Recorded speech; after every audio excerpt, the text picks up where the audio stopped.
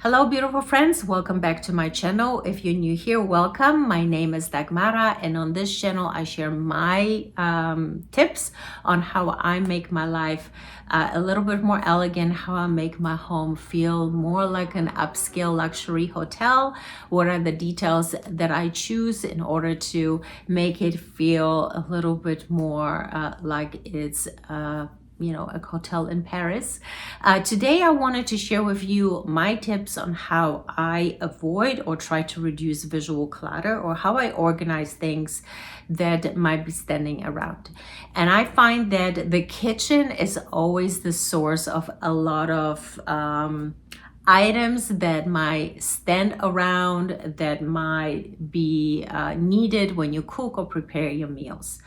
I think that my number one tip is to make sure that you find a spot for something and you consistently return that item back to that spot so it has a home, and it's easy for you to find it, but also to organize your things in a way that work for you.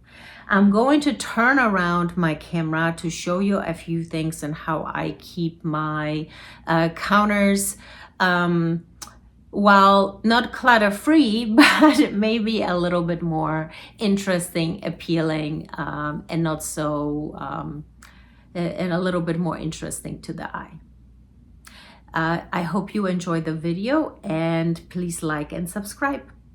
So some of the things that I always have and I always look for are interesting canisters, and canisters are a fabulous way to store items. So for example, in this tobacco container, I store tea or loose tea. As you know, I am a big tea drinker, so I like to keep all of my tea in an elegant container that I can easily access. This also holds tea because of course you never have enough tea.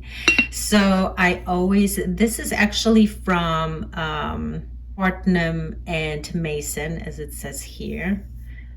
So this is one of the tea companies that the king is using. But these lovely canisters, these two I found at a local vintage shop. Actually, it's called Shop Alsace.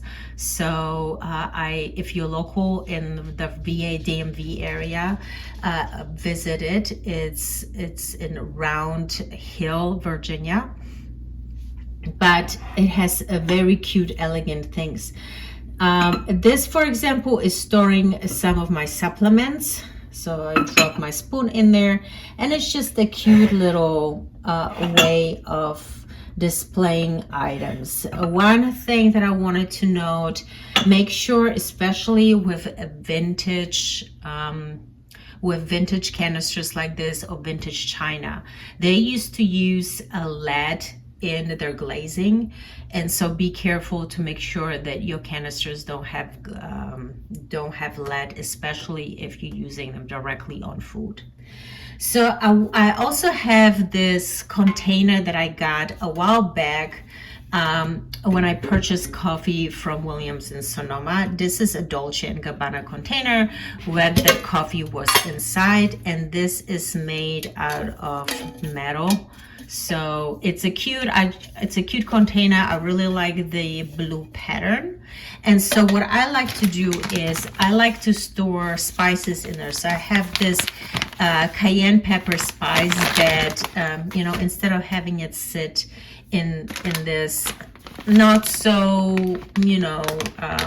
aesthetically pleasing container, what I do is I just store it inside of this pot, put a lid on it, and now it looks kind of cute instead of having that plastic bag. So long I don't use it, obviously when I'm ready to use this, I just open the bag and put it in a container that holds the actual spice. But for now, I don't have any other storage right now to put that container, to put that plastic back in. So I'm storing it in this.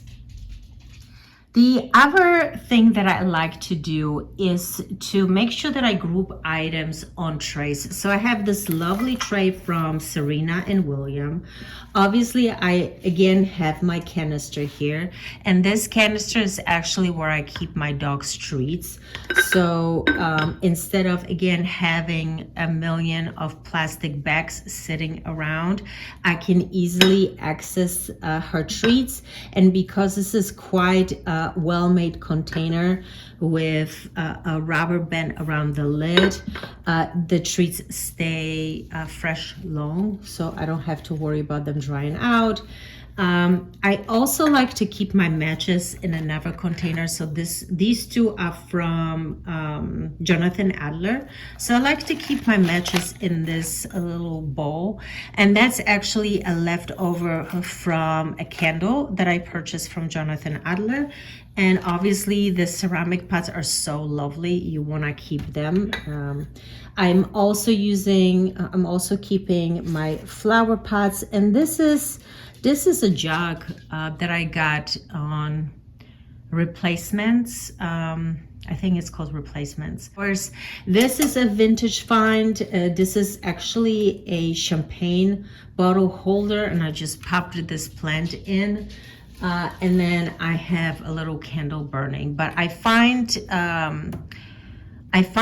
that a nice trays organize everything nicely so they look kind of cohesive. I like to keep them color-wise in the same color family. So I have a little bit of blue and a little bit of white and a pop of gold, which goes very well with the tray itself. So I just like to keep them organized in a way that they, look like they're supposed to be there, like it's intentional.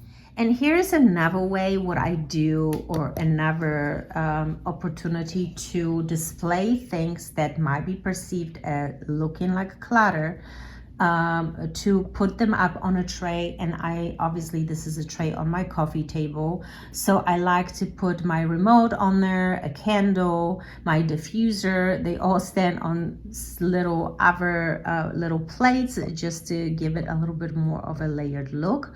But as you can see, that keeps everything, or like the small kind of tchotchkes, together. So again, it looks more intentional rather than clutter.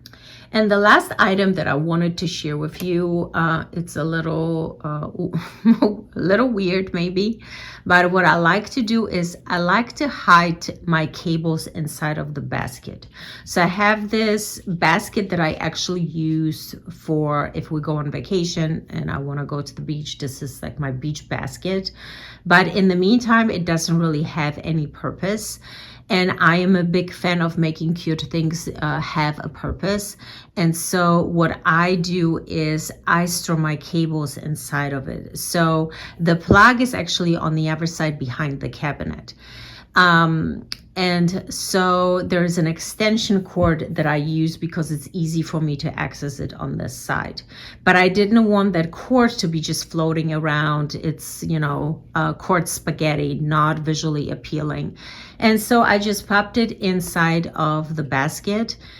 And it just, I think that when you look at this space from afar, you just see the basket. You don't see the unsightly quart spaghetti or quart salad.